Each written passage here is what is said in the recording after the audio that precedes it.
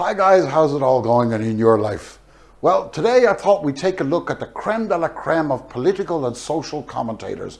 No, not one of Nigel's mates, not one of the political classes or a broadcaster on GB News, but a person who considers all opinions subservient, all, and is capable of the most incredible hypocrisy and can do an about face on anything with anybody faster than Lewis Hamilton can do a U-turn.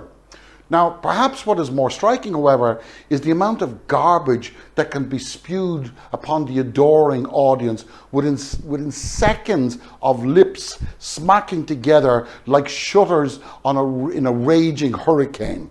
You know, the biggest mouthpiece who's been seen up and down the length and breadth of the country across almost every TV station, every radio, doing what these type of people do best: mislead the public, tell lies, and piss people off. So let's go.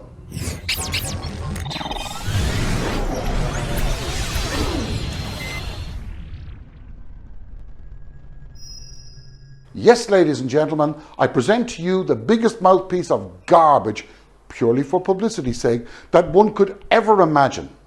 The biggest fraudster one could ever contemplate. And if there was a prize for misleading the public, our nominee would be right there, right at the top of the class, ready to receive an award for anything.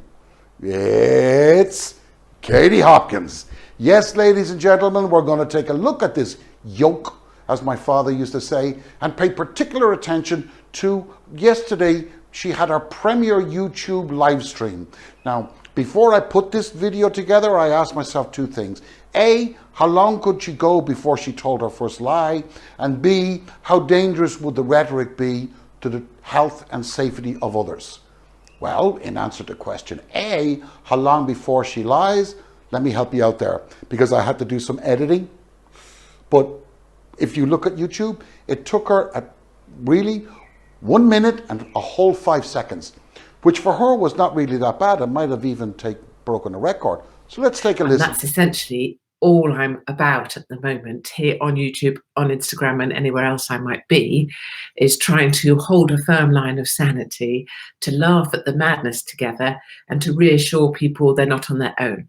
And having just seen Sky News be removed from YouTube for a week as well, who knows? There you have it. Sky News has been removed from YouTube. Now, I wonder if the majority of people listening now believe that Sky News UK has been banned from YouTube. I wonder how many would think that. But she also knows this. She knows exactly what she's doing by omitting the Australian part of that story. But even if she had included that Australian part of the story, it would still be a lie. Sky News Australia have 53,000 videos on YouTube today. They were restricted from loading videos for 1 week, not from hosting their channel.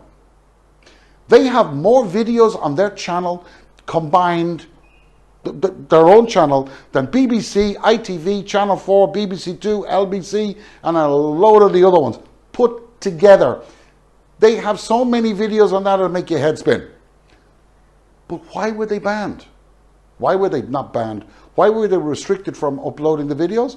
Well, let's listen to see what the former Prime Minister of Australia had to say. Because we're in the middle of a pandemic in Australia, and here you have Australia's #1 news organisation, the Murdoch Media, being banned from putting content onto YouTube because Murdoch has been putting out anti-scientific, unfactual, and frankly, there you have it. Dangerous information. And in my opinion, he is 100% correct. But Hopkins doesn't give up so easily and then goes on a rant about Australia becoming a penal colony again. Why? Let's listen, and then let's take her apart again, as I have just heard some breaking news from Australia as I was building this video, which is quite disturbing. It is now a penal colony once again, and in fact, the people that are now the prisoners on that island are Australians themselves. It is a very dark situation. It's dark in New South Wales. Sydney-siders are locked down beyond belief. The army is being called in to make sure people are in their own homes. let's get this right, locked in their own homes. Liar. Absolute rubbish. People can travel up to 5 kilometres from their homes to buy essentials. The army are there. Really? Really, Katie? You mean to say the reserves are there? But let's not split hairs. You know, how many are there? I mean, Sydney has a population of more than 5 million. They'd probably need a full division, or battalion at least, or God forbid, only a regiment. All armed to the teeth though. But wait, there are merely an extra 75 per shift. But why are they there? Why are they there, Katie? They're there to protect the 5 million plus inhabitants from the 3,500 numpties who you supported, that she supported rather, who almost certainly have caused a COVID cluster to develop following last week's violent protests. You know, but her lies and innuendo continues much like the style of others, such as Farage or Belfield or 2C or Taylor. And let us not forget that she has been resigned. Let's be straight. She's been sacked from, and they're her own words, from most of the jobs she's ever had, be they as a journalist, be they as a broadcaster, or in private industry. Not sure if it was all for incompetence, but one thing we can be sure of, her hateful, scurrilous remarks were a primary mover in her getting the exit stage left door as a broadcaster and journalist. Now, just to finish off on the Australia thing that she was waffling on about, less than 18% of Australians have been fully vaccinated. It is one of the lowest Western economies on the planet with regard to vaccination. And she doesn't think that given the amount of deaths that have occurred in the UK and continue to occur in the UK, that restrictions are not necessary? I mean, really? Really? Like seatbelts, smoking, are they infringement on people's civil rights, or are they protecting the lives? Are they reducing the weight of on the NHS so that they can save more lives? This has to stop. Enough already. Now, in this clip, you're about to hear her try to drive a wedge between people, which is quite sick. And this is the exact type of rhetoric that stirs up trouble, and she knows Australians to imagine a time when they're ever going to be able to leave Australia again, and that's very hard because most have relatives overseas. 35,000 Australians are separated from their relatives and they can't return to Australia. And if they try to, they have to apply to try to get in, and they're rejected time after time. Many people haven't seen their own relatives for well over 2 years. It's a desperate situation and nothing like democracy at all.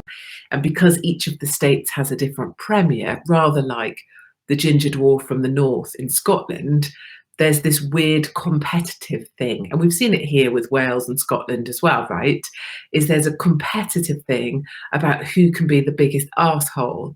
And I think the ginger dwarf from the north, Nicola Sturgeon, does that spectacularly well. I mean, who does she think she is? Nicola Sturgeon is the elected representative of a people who have given her a very clear mandate.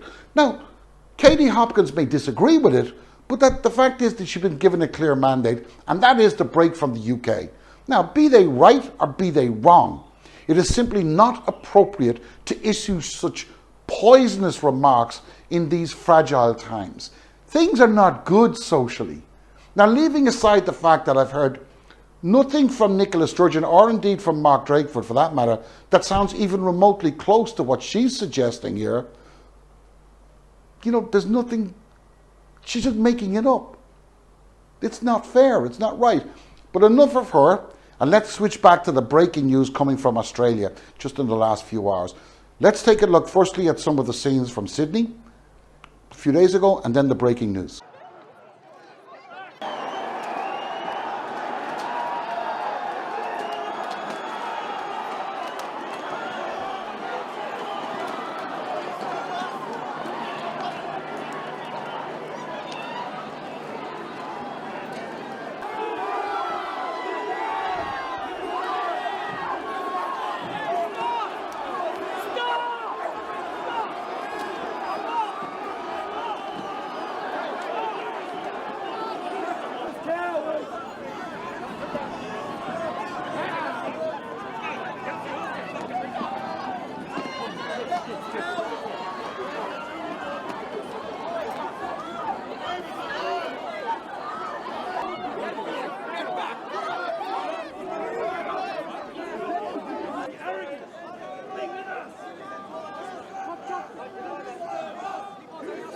Counter-terrorism police have uncovered an alleged nationwide plot to remove the Australian government.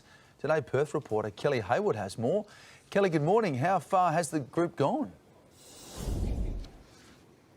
Good morning, Alex. Well, far enough that it prompted a national sting by the Australian Federal Police. The group is accused of impersonating the boss of the Australian Federal Police and planning to overthrow the government. Now, this plot was uncovered. The investigation started when a video started circulating online claiming to show the Australian Federal Police Commissioner, Rhys Kershaw, calling for the federal government to be overthrown. Detectives also allege a Perth man was involved, and he claimed to be an AFP official while trying to obtain ID badges from a commercial business. But this alleged plot stretched across the entire country, with counter-terror police executing a web of warrants in 3 Queensland cities, in Brisbane, Cairns, Townsville, before raiding. Now, please take my word Perth for it that these properties. activists were part of the Kelly, machine thank you. that organised the mob that descended upon Sydney just a few days ago. Though they're probably a bunch of numpties, it demonstrates that the likes of Hopkins, who supported that freedom movement and the narrative of do what you want no matter the consequences, that herself and Farage and others like her are pushing all the time, it needs to be addressed. For society to exist, there must be a balance. But when extremists can be seen to gather such support, we have to face the reality that something is very wrong in our society. We must combat this, whether through education and or the removal of such obvious bias from the mainstream media. And I mean that, remove it. Now, I fully endorse and I fully advocate the freedom of the press. But if those freedoms are being taken advantage of, if those freedoms are being manipulated, then something needs to be done. When the line between those of the centre right and the extreme right become as blurred as they clearly have become now, those in authority must be made accountable. Now, currently only voters can do that, but it is within the power of the government to do something about it. They can appoint judges to make rulings. And we all, in our heart and souls, trust English courts. Judges tend to be not biased. When it comes to these type of matters, they're quite straight. And I would trust the English judicial system to do this. And I believe it's our duty to share that message with as many as possible, because what's going on is going to cause a problem. The disadvantaged, our own people, will be used simply as cannon fodder to serve the will and the agenda of those in power, of those who are pushing their own narrative, whether it's in the Telegraph, the Express, the Mirror. Those homegrown disadvantaged, they need to be protected. Personally speaking, I'm an out-and-out capitalist. I believe in it fully, but that does not negate my responsibility, nor does it negate the responsibility for each and every one of us to search for the truth and root out and expose lies. We all have that responsibility, otherwise society fails. But listen, thank you for taking the time to watch this video. If you've got a comment, please let me see it, and I'll see you on the flip side. You all take care. Bye-bye.